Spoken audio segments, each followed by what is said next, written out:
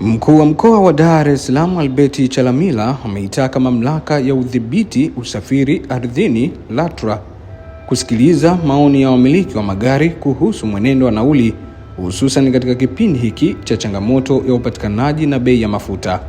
Akizungumza jijini Dar es Salaam, Chalamila amesema kuwa licha ya LATRA kufanya juhudi za kuweka uwiano kati ya watoa huduma na watumiaji wa usafiri, bado kuna umuhimu wa kuendelea kuwasikiliza wadau wa sekta hiyo ili kuepuka malalamiko ama makelele ya kila upande kujipangia nauli kivyake.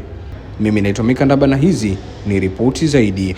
LATRA, malalamiko ya baadhi ya wamiliki wa magari ukiyasikiliza yako genuine, na katika mkoa wangu na ambao nauongoza niliopewa ridhaa na Mheshimiwa Rais, tumewaelekeza LATRA kuhakikisha wanasikiliza maoni ya wamiliki wa magari ili pia kuhakikisha kwamba hatuuongozi mkoa wetu kwa makelele, kwa sababu ni kweli kwamba mafuta yamepanda, na kama yamepanda kidogo basi tuone nini cha kufanya. Na ni kweli kwamba LATRA nao wamejaribisha kusimama katikati, angalau kubalance kati ya mmiliki wa gari, mwananchi na bei ya mafuta. Hivyo ndivyo tunavyopaswa kusaidiana. Lakini LATRA kitu ambacho pia walikuwa wanakidhibiti ni ule uholela, kila mmoja anaamka anapandisha bei tu kwamba mimi daladala itakuwa shilingi 3,000. Sasa mwisho wa siku makelele yatakwenda tena kwa Mheshimiwa Rais, kwa kuwa ndiye aliyepewa ridhaa ya kuliongoza taifa lake. Hayo nimeona niyafanue kidogo, na kwamba msije mkadhani serikali iko rigid katika kutosikiliza wamiliki wa magari au kutosikiliza wananchi au kutosikiliza kipande kingine chochote kile.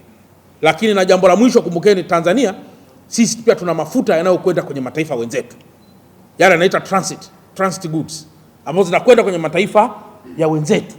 Sisi tunasafisha mafuta ya wenzetu kwenda Kongo, kwenda Malawi, kwenda sui wapi, tunasafisha yale mafuta. Yale mafuta ukiyaona tu usikafikiri ni ya kwetu, hapana. Yale ni mafuta ambayo tayari yapo kwenda kwenye taifa la wenzetu, lakini tu kwa sababu hawana bandari ya maji kuweza kupata mafuta yao moja kwa moja kutoka kwenye bahari, sisi tuna wajibu wa kuwapelekea mafuta yao walioyanua sisi kama njia. Sasa uwezo kaanza kuyatumia mafuta yale ya mwenzio unayatumia hapa, kwa sababu hata sheria yale mafuta yanakuwa hayana kodi ya hapa ndani ya taifa letu. Kwa hiyo nimeona niyafanue hayo ili angalau Watanzania hawa na wana Dar es Salaam tusipate tena kile kigumizi kidogo cha maswali machache ambayo watu walikuwa wanaweza kujiuliza. Kwa hiyo taifa letu na mpango wa Mheshimiwa Rais ni kuhakikisha tunaendelea kuwa na reserve tanks, yale matenki makubwa yale. Ni kama nyinyi wenzangu watu wa Dar es Salaam, niliwaambia siku moja kwamba sisi Dar es Salaam hatuna vyakula ndani. Kwa hata tukipata mitikisiko ni rahisi sana pia kuumia, kwa sababu hatuna vyakula ndani.